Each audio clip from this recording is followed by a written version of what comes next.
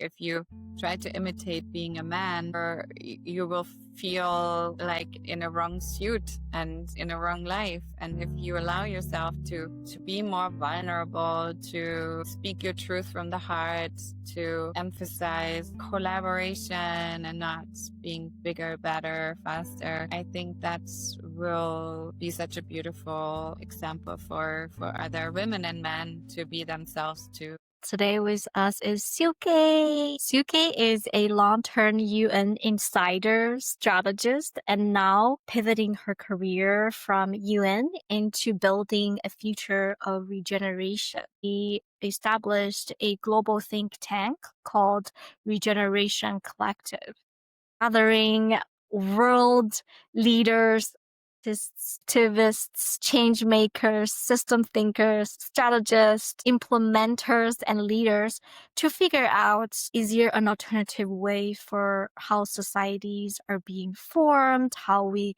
carry out our daily lives, from more of a maintaining the status quo all the way to regenerating the collective whole.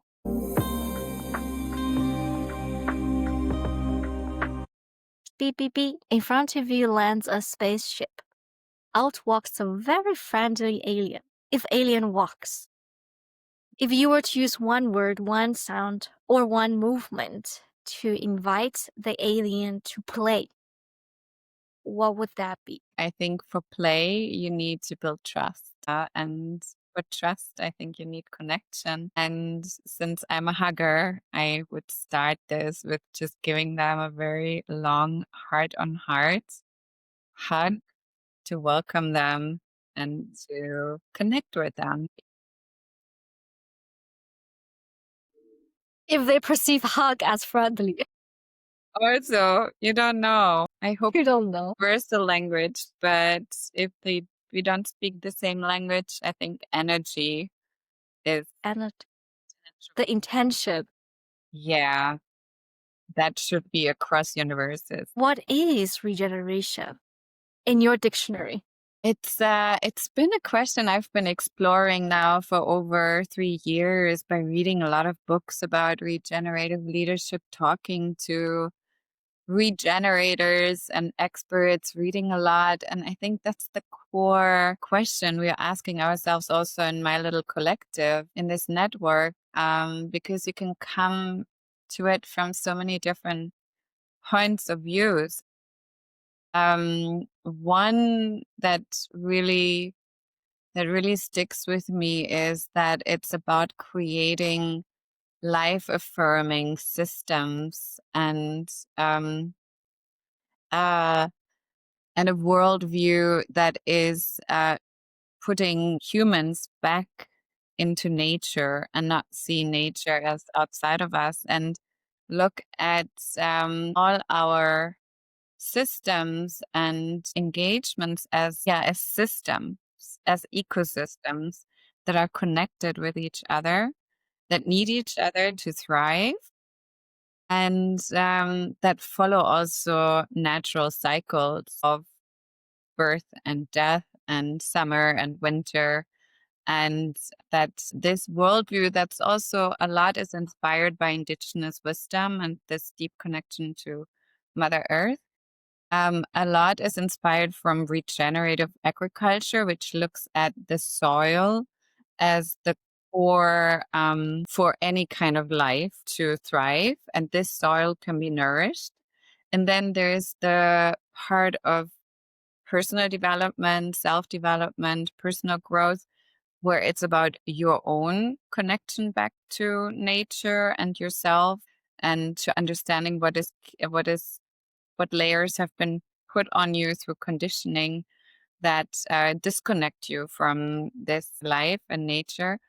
And then another layer is also then the whole concept of regenerative leadership. It's about you in your life, in your family, in your community, in your teams, at work, providing the conditions for others to thrive and to blossom, to emerge into, or to fulfill your highest potential by creating nourishing soil, by nourishing you, by helping you to find your own path and supporting this, your potential, making you autonomous and give you agency in an organizational setting.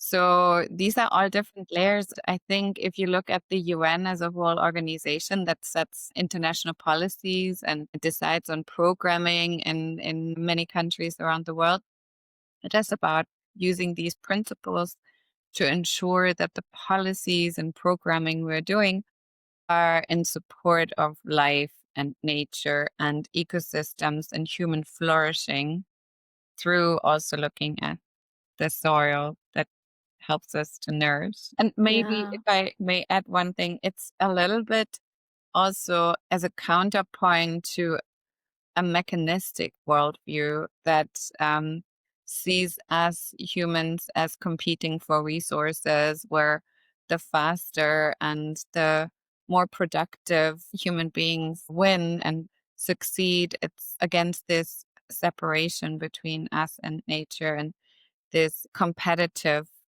worldview that has led to us overstretching planetary boundaries, in my view. So it's refining a harmonized perspective and restoring the dignities of humans and Mother Nature at the same time.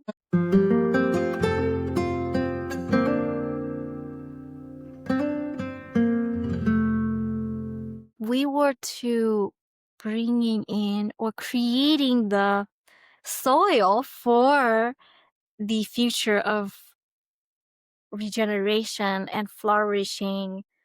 Mm, how can each one of us do to make it more likely to be real? What are some of the basics that we can do as For me, what I found on my journey as one of the hindrances of us to reconnect with life and ourselves is really the stress that we all encounter, the urgency, the pushing for faster and better solutions in your day-to-day work environment, but also at home. We're always doing, and it creates a fight and flight response in your body. And that fight and flight response prevents you from actually using your creative side of your brain and come up with actually better solutions that are good for all of us. And so basically, one of the practices that all of us could do to be more regenerative is to regulate our nervous system, to calm down, to go back into the parasympathetic nervous system. And there's so many ways to do it, like breathing, yoga, or a walk in nature, taking care of your health, resting, following cycles. I think that helps all of us to be more calm, even if we are under a lot of stress and pressure, like in the UN, many of my colleagues are. So trying to first look at that, how your body is responding.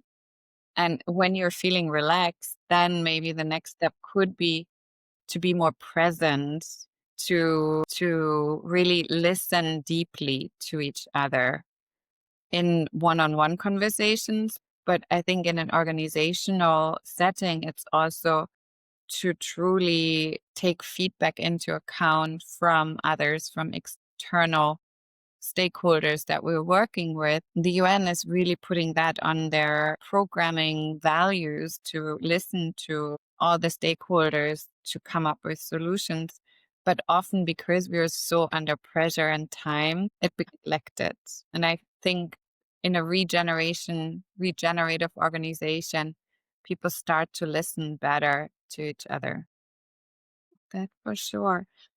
And if you lead by example, by kind of carving out this and prioritizing it, because I think we believe that we'll be more efficient if we do everything fast and a lot at the same time. But there's so many studies now showing that you have like certain times of the day where you can be productive and then you need rest, and following also these kind of scientific results and embedding them in your management style or work style, and thereby lead by example.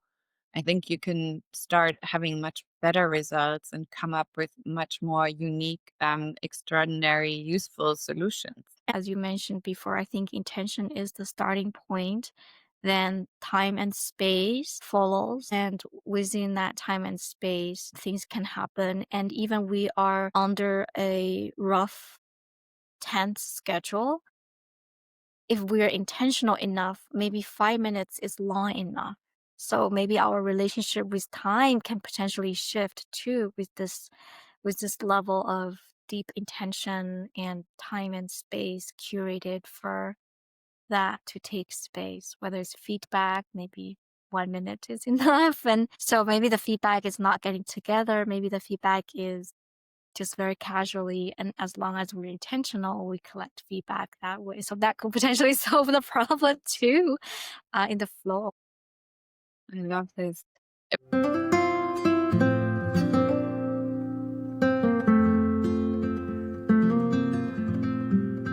The basis for regenerative behavior or culture or mindset, I think, is really this why, like reconnect to the purpose of your work and the intention behind it.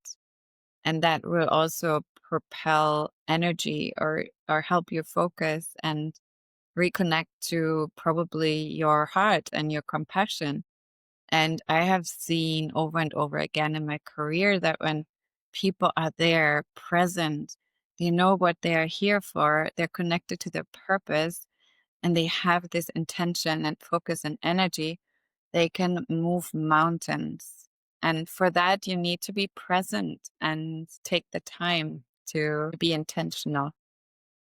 Can you share with us a story, like inside story with permission, about a time when a person who is truly present that with a regenerative mindset does create some sort of change or mend some divides? When I was in Afghanistan, we had weekly meetings of the whole UN country heads, the senior leaders in the country of about 25 different organizations. And I facilitated those meetings. And it was always very rational data, facts, and figures about the current situation in Afghanistan after the Taliban took over. And one of the side notes was like, oh, 125 children are missing. And nobody knew where they are, if they were really lost or if they were taken into some sort of facilities and hold, or we didn't know. And the person who was presenting these figures just continued. And it touched me so much in my heart, being present and fully there with my compassion, imagining how the mothers and fathers of these children must have felt and how horrible it is to just have one child missing. But this number was just also huge. And I started to have tears in my eyes. And I realized that my boss leading this country team, he was seeing that in my eyes, that I was so shocked and so touched by these numbers. And he stopped the meeting and he started a task force for these children. It just, out of just a number, there became an energy around it. And I felt this, I mean, for me, it was a very pivotal moment of realizing what it means to lead with compassion and emotions and maybe your feminine side that you usually don't allow in these contexts where you need to function and you need to operate and implement and do things. When you stop and you show your vulnerabilities and your compassion, it can move mountains, tuned to emotions, very empathetic, and had a big heart, wanted to do his best, and in a very complex situation. Yeah. In our initial conversation, we talked about this harmony between what we call feminine energy and masculine energy. With this idea of regeneration, it does have this feeling of burgeoning feminine energy coming because regeneration is kind of feminine energy in that way. So in your life, whether it's personal or professional, how do you perceive this masculine energy and feminine energy, and how do you see those two energy relate to each other under the context of regeneration? I think it's one of the cores, perceived separation between the masculine and the feminine, and the dualism, and maybe fight against each other on a gender level, men against women, and accusing each other of oppression, abuse. That is how it maybe manifests in our reality at the moment. But for me, I do believe all of us carry these masculine and feminine attributes and energy. It's a balance that we are born with. The masculine maybe is our way of structuring, organizing, taking decisions, building, creating in the most positive expression. And on the feminine side, it's about more this listening and collaboration and nurturing and flowing and these more feminine attributes. And ideally, we have the structure of the masculine to let then the flow of the feminine find its way and guide us in a way through intuition and through emotions, through feelings. And I think there's so much wisdom in on the feminine side, that this connection to nature, knowledge about the healing powers of nature, about the cycles, about many things that have been lost over the last couple of hundreds of years in many of our cultures. In others, it's still more present. And through regeneration, we're trying to identify this, be aware where we are maybe too much in our masculine, too much in our feminine, in ourselves, and we try to balance this through reflection about it, awareness. Feminism that we have seen over the last 50, 100 years has been incredibly important to liberate women from not speaking up and maybe not being so active in societies. But it has also emphasized that we need to become like men and to function like men and be more productive and work harder and more. And I feel instead it would be beautiful to see how we're coming more into our feminine attributes, men and women, I think, to express that more.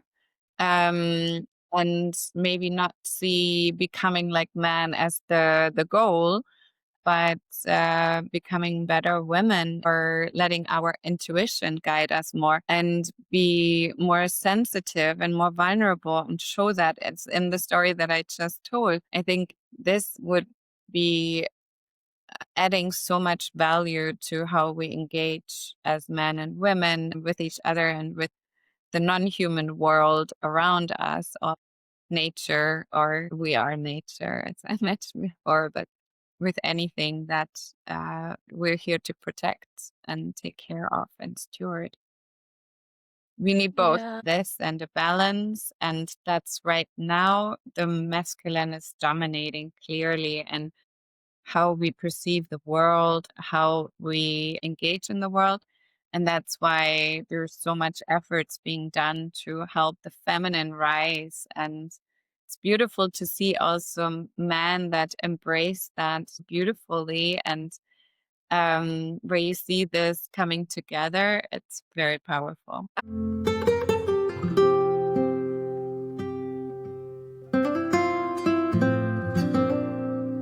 Are there any successful examples and stories that you have witnessed or heard about people coming into this harmonized I see it energy? in my collective of these 350 regenerated minds that are coming together to imagine a better future for us all. It's a good balance of this masculine drive and explaining everything in technical terms and having definitions. And then the women come in and say, oh, but we also need to breathe and stand still and be and dance, and we need joy, and we need movement, we need to embody it.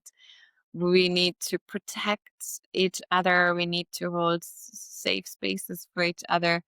So I see this, and I feel like it's we both sides are learning from each other so much.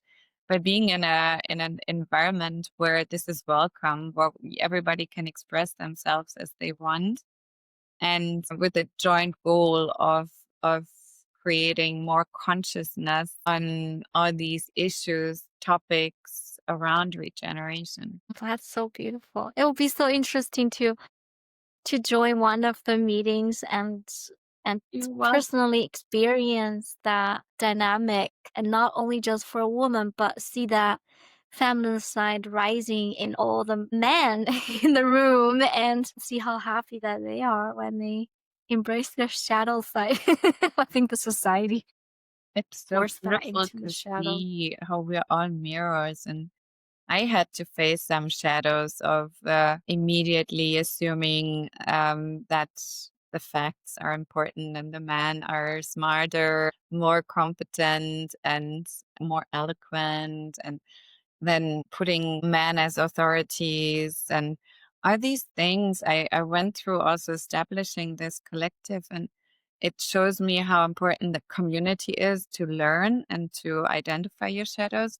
And I feel what we are seeing in this microcosmos of this collective, and I'm sure in many other networks, it is the same that then plays out at a larger place. Like in the UN, we also need to understand these dynamics, and in how the UN is creating policies and programs, this also plays out tensions between all these different worldviews and shadows that we all have. And in this collective, we're learning how to transform and transmute these tensions into something more beautiful and something creative. Yeah, I love it. I think art does play such an important role. And we were just talking, I think art gives us this ability to speak beyond words, beyond the restrictions and boundaries of culture, of consciousness, of understanding, but tapping more into something more authentic, deeper. That's why some stories that exist, I was so fascinated to hear that Cinderella, there's a Chinese version, an Egyptian version, a German version, a Disney version, but it's all the same elements of this story because these touched people and they had to create like these pictures, images out of this. And sometimes when I was looking at like stories like Cinderella, I do tend to see it metaphorically, maybe within one person. Mhm.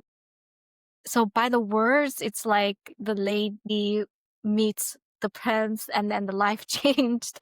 And I think inside of each metaphorically, maybe one interpretation is that we all come from a space or a state where there is mistreatment in any forms, like total perfect treatment is really rare. I mean, misuse is common. So we come from a space with misalignment, and then we somehow see and welcomes another side of us. And then when the two sides of us unite, we create this future where there's more peace, there's more, I wouldn't say glory, but like, yes, more peace and more glory and calm and joy. So maybe that is metaphorically talking about divine masculine and divine feminine. I'm just kind That's of the blueprint, right? And this coming together is an alignment of yourself, like reminding you of who you really are, and creates coherence because you're not looking for this other part outside of you, but you realize it's inside. So there's nothing you need from outside. It helps you detach, be more at peace, maybe crave less material belongings, and to fill this gap. And all of us would live happily ever after.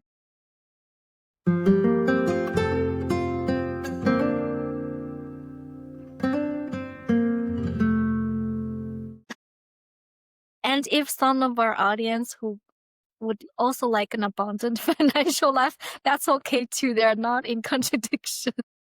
I Absolutely. think so I feel like an alternative way of interpreting feminine movement is our ability to, for both men and women, is integrate and harmonize fragmented elements of ourselves, the identity our ego creates, and return to this original space, a childlike space where it's all integrated, like you said.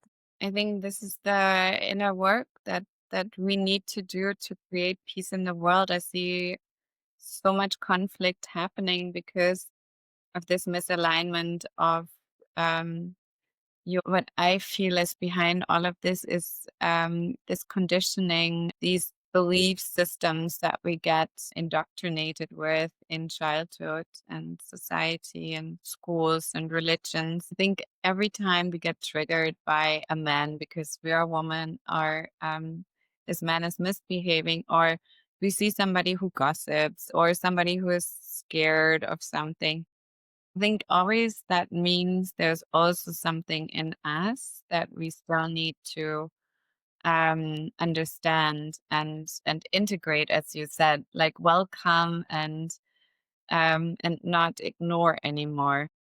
And when these shadows come to light, you start to become unstoppable. And I think that's just a natural momentum, like a perpetual wheel of will to continue and to evolve without guilt, without shame, always with this mindfulness. And that becomes regenerative because Exactly. it's not over extracting, it's not severely fragmenting, it is integrating. And with integration, there is this momentum, much healthier and more sustainable and therefore regenerative. I think at the bottom of degenerative behavior is fear. And that Fear. steers so much. And also paired with shame and guilt. But like one of the biggest issues is fear. And if we start just being brave in everything, I think bravery is the opposite of fear. And that is courage. And in French, la coeur is the heart. So if we are more The heart. based in our talking, acting, living, I think then we automatically are regenerative.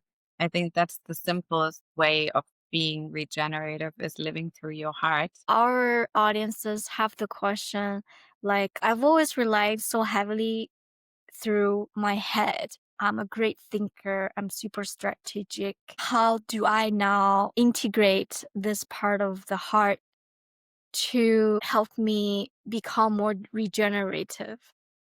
What has helped me a lot is really gratitude for all I have around me, because gratitude starts also in the heart. You can even feel it when you're really grateful for a person in your life or a gift you have received. Usually your heart gets warmer, or it maybe even beats, or like faster, stronger. It should always beat. But this gratitude is the beginning of this. And a lot of people keep gratitude journals or have gratitude rituals. With gratitude, you're automatically in your heart. One of the next steps is really, for me, it's compassion. Compassion for me is being able to put myself into somebody else's shoes, having empathy, but also wanting to help whatever way you can. Compassion can be for anything, for an object, for nature, for a child, for anything. For bee, because sometimes I feel a bit sad because bees, their life, I think when it reaches autumn or fall, they start to get less active and things get heavier for them. So like when I see bees, especially in the September, October, I'm like, oh, you work so hard, and now it's your time. And then And I still when see like even it takes away their honey that they produced with so much work. yeah, right. They need to get paid. I mean, maybe Bitcoin or something. The moment have compassion, your rational mind is not working anymore. You just want to help. If we all get to this state of gratitude, love, compassion, it means we're living in our heart. And if we try to make our decisions based on what makes my heart sing, what feels the most loving decision to take now, then we are on a very, very good path. There are a lot of practices to train that gratitude, compassion. Yeah. And I think it definitely, in order to feel we know gratitude is great. So let me just follow the formula. So today I verbalize I'm grateful for, but my heart does not feel anything because it's not in sync. So it does require us to slow down a little bit to truly.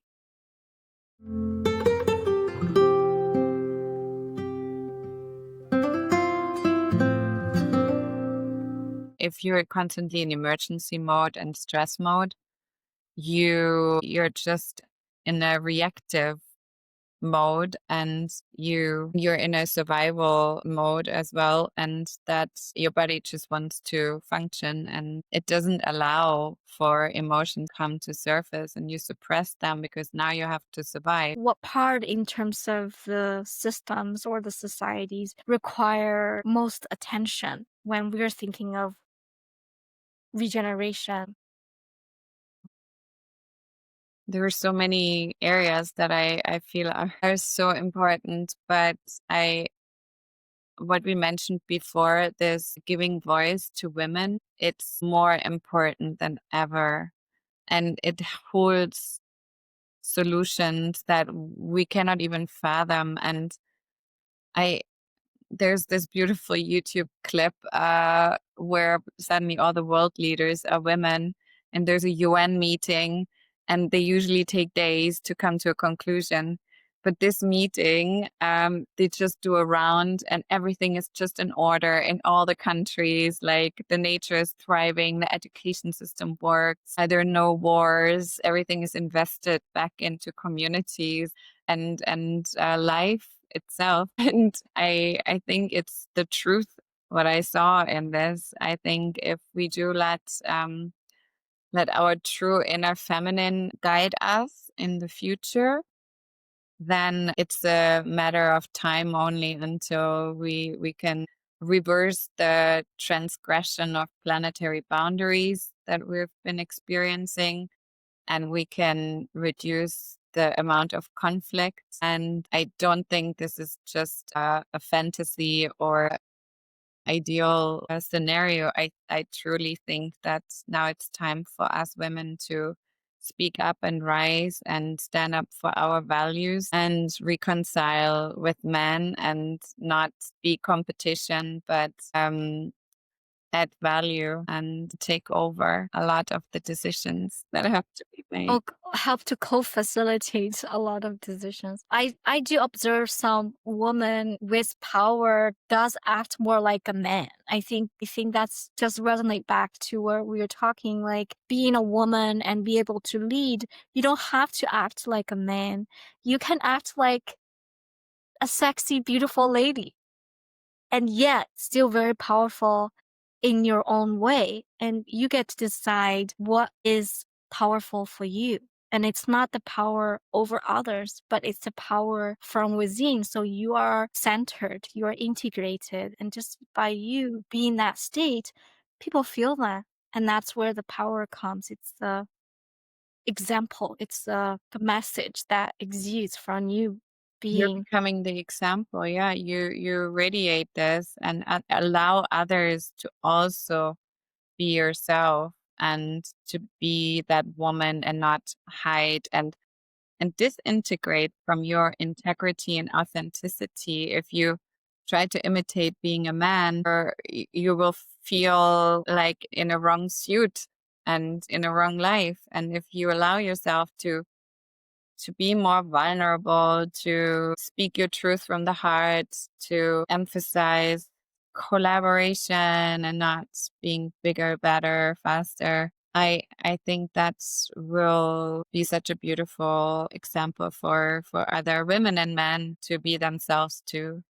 So do you think it is possible to have a truly dynamic global citizenship where everyone can hold citizens in any places that they want and they get to travel, work, and they don't have to go through so many hoops to get into visa or just to be legally there to work. They don't have to compromise and everything just so readily if they really want to and they do good. Do you think it's possible once we have this regenerative future or the flourishing future that had a potential global citizenship maybe attainable?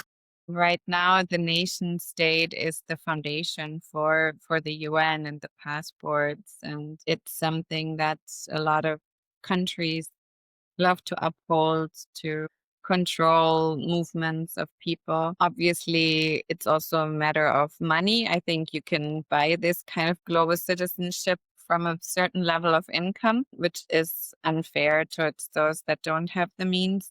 Then another aspect is that we do have the laissez-passer. Once you work for the UN as full-time staff, you do get a second passport that does open this kind of global citizenship for you because you get easier entrance in all countries as long as you have this laissez-passer. But that's also still bound to your national passport.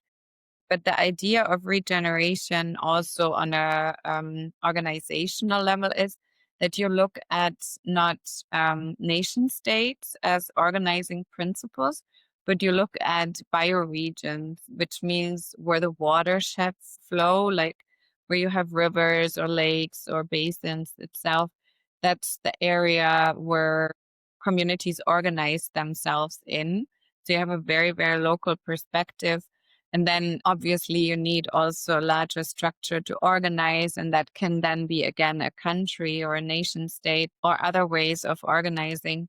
But technically, we're looking at a world that is defined by where you live, where your place is, where your region, your bioregion is. And then the borders won't matter so much anymore. And it hopefully will become more open. And I think if we address all these fears and work on being more coherent in ourselves, we will not see others as foreigners, and the need to put up borders to protect each other from it. And I think the European Union is already a beautiful example of how something like that came into being, that as a European citizen, you can travel freely within, I think, 26 states now. I'm not sure. Such a wonderful conversation. How can we practice regeneration more in our daily lives? That was a question that I've been sitting with, and I realized that I cannot just think about the global picture and world politics and systems and online communities. I think it's so important to also walk the talk in your place where you are. And I personally am striving to connect with existing regenerative communities here in Catalonia, where I live, of cooperatives that work together to create this kind of life and world that regeneration strives to. There's a bioregional movement in the Mediterranean, but also in almost every continent in the world. Permaculture associations that are practicing this. And I also strive to turn my own place that I'm stewarding into a regenerative place of living and be aware of what that means, how I engage with nature and in my place with myself, how I treat myself. I'm part of nature. How do I find rest? How can I connect better with nature? How I can be more healthy and take care of this nature-based body temple.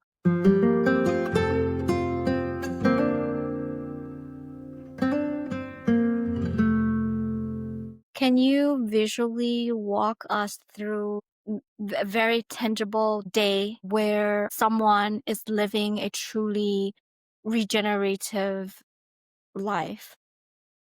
So this person would wake up with the sunrise naturally without an alarm clock. It would start with a self-reflective praxis like journaling, meditating, looking at taking care of your temple, your body, stretching, or whatever exercise is good for you, eating nourishing meals with gratitude for what the soil brought on the table with the help of so many people contributing to it. And this person would be truly connected to their life purpose, and their work would be strongly connected with the unique gifts that they have and that they have discovered through this practice of reflection and regenerative lifestyle. They truly know what they're here to bring to the world, and they pursue it. So work doesn't feel like work, but it's a contribution.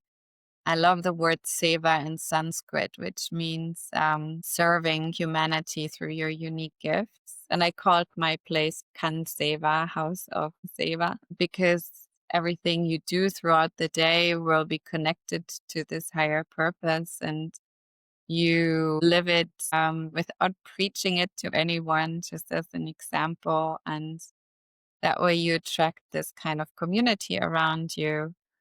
And you focus throughout the day if you really speak through your heart and authentic. And yeah, that's just the beginning of a regenerative day, but it's maybe going to bed with the sunrise. And yeah, I leave it at this. Would it matter where this water come from? Can the city or the state or maybe a collective group provide access to water in a new way, or it can stay as it is? Or Obviously, around you, you have organized that the resources you are using are as gently taken from Mother Earth, and possibly using solar energy to power natural ways of water harvesting through rainwater collection to be used if you have that space, that opportunity. Many of us don't. But yeah, I think being engaged, you probably are working in a cooperative in some way. Maybe you have a cooperative supermarket or a farm that produces for the community where you get your food from. And you might have a cooperative bank that is creating also local currencies that are based on trust. You might have a trust bank where you get some benefits from your community by contributing your volunteering services or your help, your presence, maybe because you're taking care of elderly or children that will be valued in a form of currency. There might be blockchain-based technologies already that will help with that. So technology plays a great role in making this happen, but technology only works so well because everybody has done the inner work to be authentic and not hide their shadows. That way you establish trust. So also any conflict arising in your environment, you first look at where it might come from in you, and truly reflect with honesty how much you are involved in this. And then you look at the other's contribution, and through nonviolent communication practices, you find a way to solve these issues. And you're grateful for this opportunity to grow. So you write that in your gratitude journal that accompanies you throughout. And you do celebrate the seasons, you celebrate wins, you celebrate community, you celebrate each other, because I think joy is really what makes this way of living so beautiful, that it's not stifled through anger, bitterness, conflict, war. It's steered by community and appreciation and by lightness. And if we paint such a beautiful picture of our emerging future, more people will imagining it. And with this power of intention that we talked about and the energy we let flow into this, we can truly make all of this happen. And I've seen beautiful projects like that already happening in many countries in the world. And I think they have the potential to grow because people love it. Pop-up villages coming in France. I think northern or southern France, there's like already 100, maybe 1,000 of them. For people who are more of a city dwellers who like high-rise city views and apartments, and what kind of regenerative futures will they experience? Do they still get to live in their favorite apartment when they can oversee the city skyline? And will city be totally transformed with regenerative? If you want to get me started on urban regeneration, there's so many beautiful examples around the world already, how you can do like truly live regeneratively also in your cities. And there are cool living spaces, intergenerational living. There's green living where buildings start to breathe and they collect rainwater and they have plants all around. And it's beautiful to see what happens in Paris with the mayor there trying to turn as much spaces into green spaces and into traffic-free zones where you really can feel an improvement of air quality. I think a lot of big cities suffer a lot from air quality and air pollution, not quality. And I think that can be addressed. And if I were a regenerative mayor, clean water, clean air, clean electricity, and a lot of nature in the city through plants would be my main agenda, because that automatically, and there's also studies around it, if you green cities, you make them cooler ones, which makes it more habitable, but it also lowers crime rates and it enhances satisfaction among the inhabitants. So there's so many benefits of doing it. And sometimes I'm so surprised that it's happening so slowly. But here in Barcelona, it's beautiful to see a lot of these projects taking place, supported by the government and the administration. And Singapore is another example. Mexico City has beautiful examples of regenerative buildings and attempts to make the city regenerative. Copenhagen, and yeah, I heard also about this green place in China.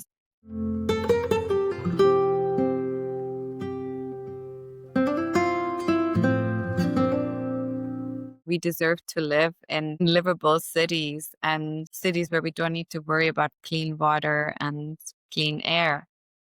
It's so basic, so good. Thank you. I'm through my imagination. You're helping me to teleport into that space already. I'm like kind of like flying through the cities and see those green cities and green areas. And by your description, I'm like, oh my goodness, can I just be there? But we do have the power of what we purchase.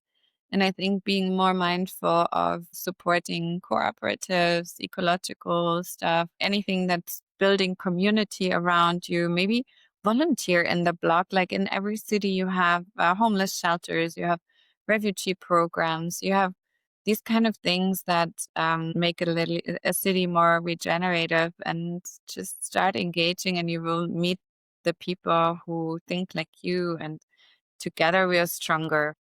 What did little Silke enjoy creating or playing so much that time disappeared for her? You know, I was such a tomboy when I was 11. I would just run around in nature and build little houses inside like forests, and play with other, like actually mainly boys. I was mainly being surrounded by little boys, and I would be one of the leaders always and inventing games. I love that, being outside, inventing hide and seek games or whatever, and creating my house in nature and finding food, like foraging already. And Is that just the true, the most authentic, most aligned least worried version of us guiding us in terms of our decisions and things that we do. Coming back to this, like embodying this 11-year-old, like calling this in because we were so brave and we didn't have insecurities and we weren't like marred by who we should be and who we should not be. Yeah, beautiful. Yes, yes. Thoughtful. What was Oh, that's your so thing when you beautiful. were 11? Just to extend this conversation. So, what do you think is childlike wonder according to your perspective as an Childlike adult? wonder is really seeing things, like not just noticing, naming them, putting them into boxes, but just standing still and see a flower or even a crack in the wall and being aware. And maybe this mix of gratitude for experiencing this life through your eyes and your senses. I think this is what children really are good at. And that's what I learn from them every time I watch them is how present they are and how they get mesmerized by tiny little things that are just beautiful for them that we don't even notice. A little ant like walking over a stick or a little flower somewhere here and there that we don't even see anymore, and then they make us stop. I really try to cultivate that inside of me again, like this appreciation of moments and little things and generating this gratitude for it and living in the moment. That's what it is, right? And we talk a lot about being present and mindful and all of this, but if you do that, if you observe things with presence and joy and gratitude, then you're suddenly in the moment and the future worries don't matter anymore. Your past suffering and pain and grief are not there anymore. You're like living, like you're actually fully alive. And that's incredible. That feeling of childlike wonder. Mm. How do people reactivate the sense of wonder in their daily life? Get rid of your technology addiction.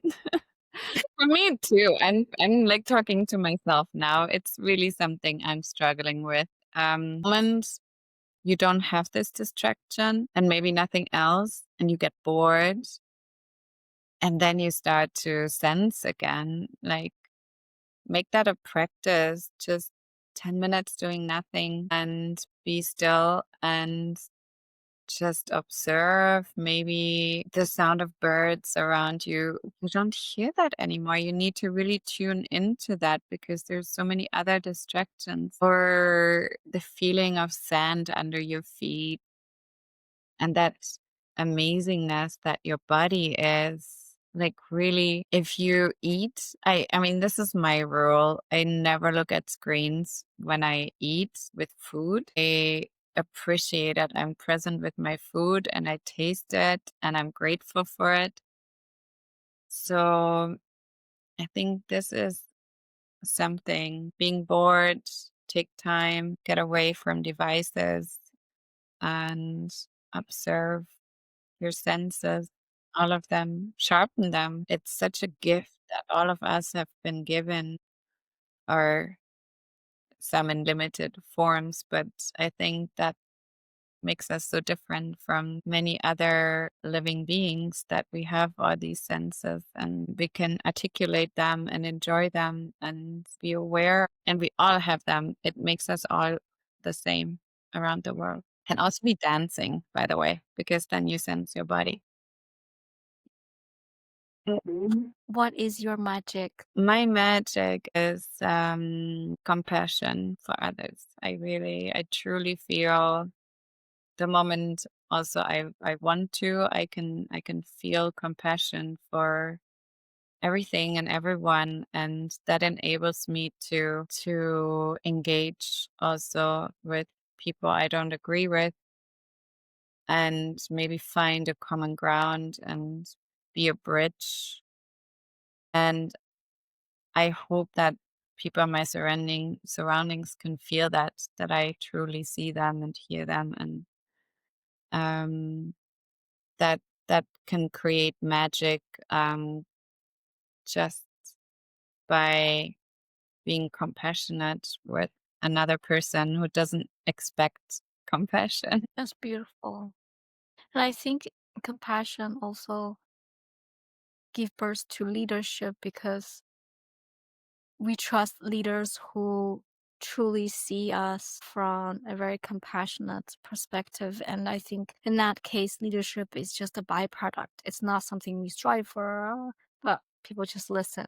Sure. It really fuels your impact that you can have if it's guided by compassion, because I think everybody can subconsciously feel and see and smell if there's true compassion behind your actions and not self-interest or covering of childhood traumas, something like that, which we all still have, and nobody Yeah. in this lifetime will probably transcend that. Yeah. Accept that we're all imperfect. And yet it doesn't prevent magic from happening. It doesn't prevent us from being empathetic, or at least try our best to be empathetic with the other person and open opportunities to potentially experience the reality from their perspective to truly understand them. That would be the ultimate empathy, Mm. is to live somebody's life, gain wisdom, and come back to this person and be able to understand the other person